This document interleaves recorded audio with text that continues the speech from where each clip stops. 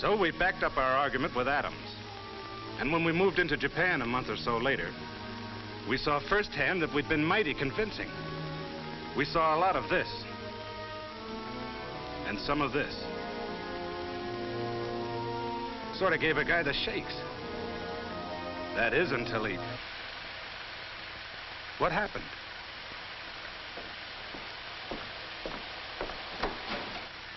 Well, that got the idea across. I'll have this gizmo fixed in a second. Then put on something easier to take. A rootin' tootin' western, with men fighting it out the old-fashioned way. Yeah, none of that atom business. Why not? It's our business. You saw what happened in Japan. What if it happened here? What would you men do? Well, that's easy. I'd go see a tailor. Tailor? Sure, have my uniforms altered. Have them cut to let my wings out. All God's children's got 'em, you know. I'd take music lessons. On the harp, naturally.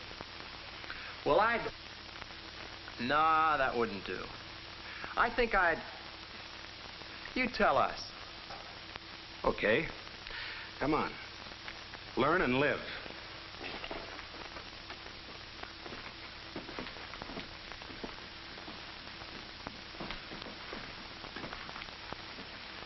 Target for today.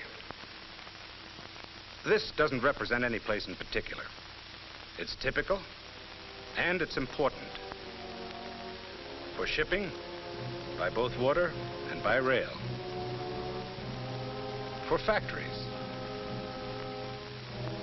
For its big business. It's the kind of a city an enemy would want to knock out. A spot where he might drop an egg, an atomic egg. What an omelet that'd make. Yeah, with us in it, maybe. But not necessarily. Look, I won't kid you about the A-bomb. I've seen what it can do in Japan, Bikini, and Eniwetok. It's deadly. It's like a woman. That I'd have to see. I mean, never underestimate its power. Don't lose your head, use it. Figure that an atomic bomb dropped on a large modern city like this might kill 50,000 people.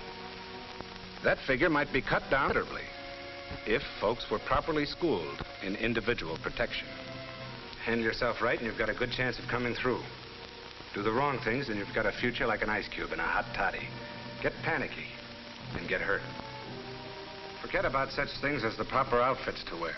Light, loose clothes to protect you against flash heat. The enemy was thoughtless. He didn't send you a formal announcement of the big blowout. And you're no quick change artist. Suppose you're taken by surprise. And while we're supposing, let's go all the way. Figure that this is the real article, not just a model. And you're there. Okay, you're in this town and you're on it. Making the best of those three rights they can't take away from you. You're enjoying life.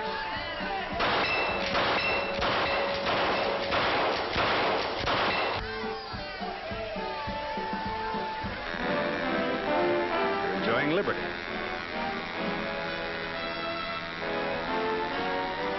You're pursuing happiness, whatever shape it comes in.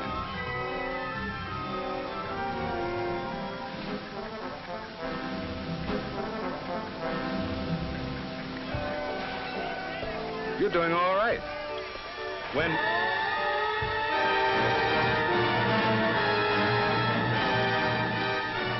The other guy's around and he means business, so get going. Remember, you're off base. You've just got time to save yourself. Drop whatever you're doing. Find the nearest hole and make like a mole. A subway's okay. Stay out of flimsy buildings. They give bad protection. A basement's fine, preferably under a solid, well-constructed building. And the safest positions are near strong supporting columns or next to the walls, protected from falling bricks and 2x4s. If there's no underground shelter handy, pick a room in a good building close to the ground. It ought to be airtight and light-proof as possible, with the doors shut, windows closed, and blinds drawn.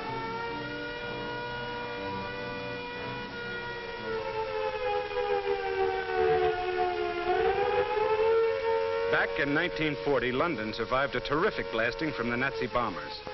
And one of the reasons was that folks did just what I'm telling you now.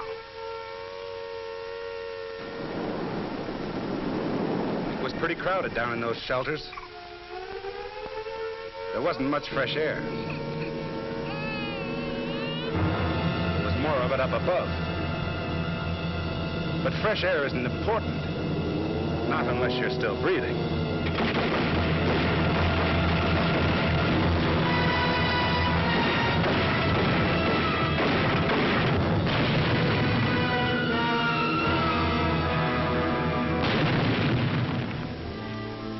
Do what those people did, and you're on the right track. World War II bombs were cream puffs compared to what you may be up against. But the defensive measures are about the same. The blast of an ordinary bomb kills and destroys. An A-bomb's kick is much worse. The old horse and buggy bomb was hot stuff. The A-bomb is hotter, so when you get the warning, don't stop to ask what's cooking. It might be you. The big idea, if you've got time enough to swing it, is to shield yourself by thick, strong, heavy material like reinforced concrete from the A-bomb's blast. And heat. Do that, and you'll also be protecting your hide from its radiations. A lot of people, including you men fairly new to the service, got the notion that radiations are like the double whammy turned on by Evil Eye Flegel, the comic strip character. Irresistible, I mean. Well, you're wrong. They're mighty penetrating and deadly, but they can be stopped. Authorities know exactly what it takes. Just what thickness of steel, concrete, or wood will do the trick. But you're no authority. Even if you were, you haven't got your tape measure or calipers with you. Even if you had them, you wouldn't have time to use them. You're just a guy trying to get along. And fast. A heavy wall between you and the source of the blast will cut off most of the radiation barrage. But you don't know where the source will be. And radiations can scatter and bounce off the air the way a basketball bounces off the backboard. What you want, then, is a spot that shields you above and all around. That's if you can find it without wasting time. Comfortable? Not me. I've been figuring I got caught away from any of the shelters. Out in the open. So what do? Play dead? Right. Or maybe you will be. If there was a ditch handy, you'd flop in it. But there isn't. So hit the dirt, like men did in World War II. Lie flat, face down. Cover the exposed parts of your body. The bomb's flash heat is rugged. Don't get curious and look around. Its light can blind you temporarily. You all with me? Fine.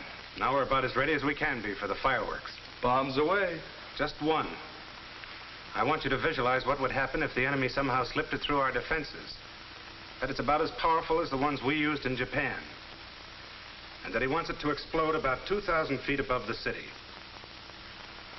Right about here.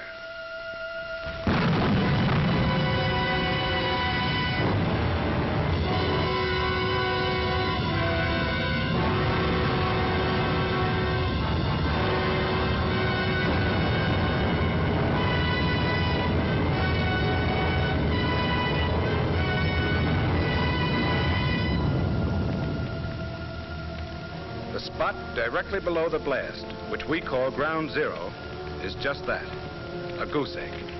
A lot of nothing. And out to a mile or more, the destruction's terrific, with only a few strong structures surviving.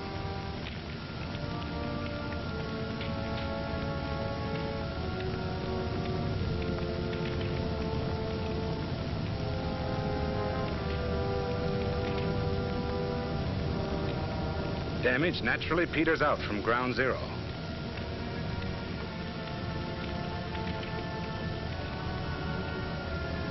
But all big explosions are affected by obstacles such as hills. Behind a hill may be a building that came through okay, while further out in the open will be another that went to pieces. The fires started don't exactly follow the rule book either. In here you might get a frying pan, and back here a fire.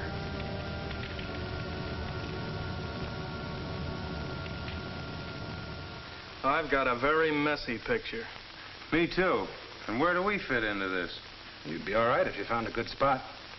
Underground and reinforced concrete shelters give good protection close to ground zero. Yeah, but what about me? I'm the guy caught out in the open, stretched across Mother Earth's lap. How am I doing? If you were near ground zero, within 3/4 of a mile from it and completely exposed, you'd be a dead duck. A roasted duck. And you'd also get a fatal dose of radiation. So what? Any weapon, even a knotted club, might kill you if you're unlucky enough to be in the wrong place. A safe might fall on your head accidentally. You particular how it happens? But if you were far enough away, you'd come through in good shape. And you'd be over the hump. So far as you're concerned, the bomb shot its big wad of blast, heat, and immediate radiation. It goes on sending out rays and particles, but they're rising harmlessly. In about 2 minutes after the explosion, the area underneath the burst will be free from dangerous radiation. And you can enter it.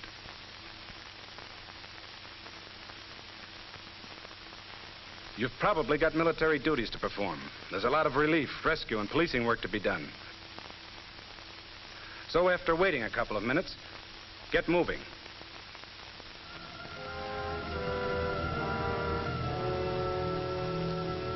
Okay, we survived that one.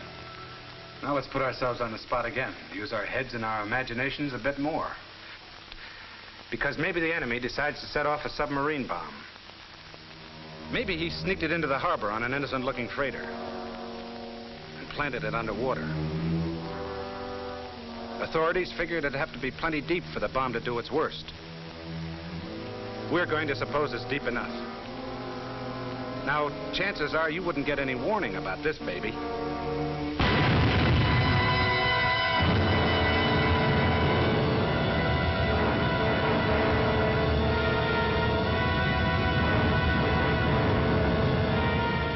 You'd sure see it, though. You wouldn't worry about being blasted or burned by a submarine explosion. But watch out for the fog and mist. It's radioactive, packed with poison, and it moves fast.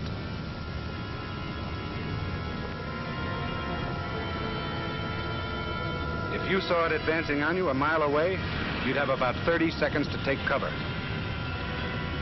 Make for the nearest entrance, but be orderly about it.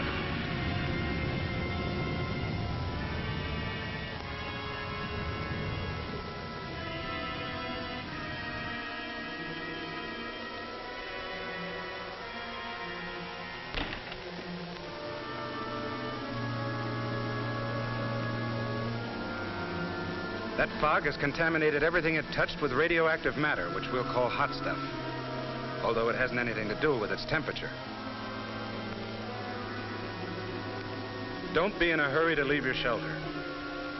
Wait till the fog disappears. Then wait a bit longer if you can. It cools off a lot the first few minutes after the blast. Gets less dangerous.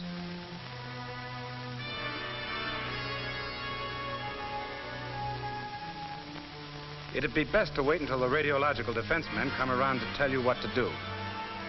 But if you've got to go, go the right way. Your handkerchief makes a pretty fair filter. Breathe through it. Be quick or be sick.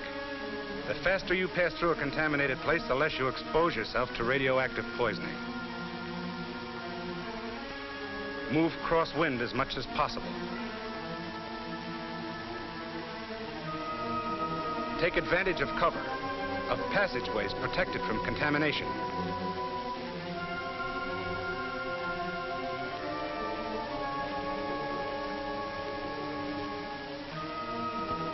Don't collect souvenirs like watches and coins. They may be hot. You've gotten out of the danger zone. Your head's in its usual place, your skin still fits. You've got your normal quota of arms and legs. Souvenirs, you'll get some real pleasures out of. Sooner or later, you'll run into the radiological defense monitors. They're the detectives of this atomic business. With their instruments, they examine everything for radiation contamination, including you. If your uniforms are hot, they'll end up same as clothes after a skirmish with a skunk. They'll go to the laundry if they're not too hot. Or if they're too badly contaminated, they'll be buried or dumped at sea. And you'll give yourself the soap and water treatment to remove any radioactive stuff you might have collected. From then on, you'll watch your step. First, report to the nearest military officer or organization for instructions. As soon as they tell you to, rejoin your own organization. Your commander, on the advice of the radiological defense people, will tell you which areas are safe to enter and which aren't. They'll also advise them on the food you eat and the water you drink. You'll be careful about getting radioactive material inside you. You can get there by breathing dust, eating, or through breaks in the skin. You'll be told how to prevent overexposure to the stuff. How much of it can a guy stand? How much whiskey will it take to knock a guy in his ear? Why, that depends. It sure does. But the defense people can tell you what the safe limits are. And they'll keep checking in order to determine those limits. The odds on you surviving an A-blast depend a lot on you. Okay, Sarge? Right. Get panicky or fat-headed, and you'll probably have a new title. The Late John Doe. Which isn't exactly a promotion. Use your think tank. Follow the rules, and you might live to look it over. That's the picture, men.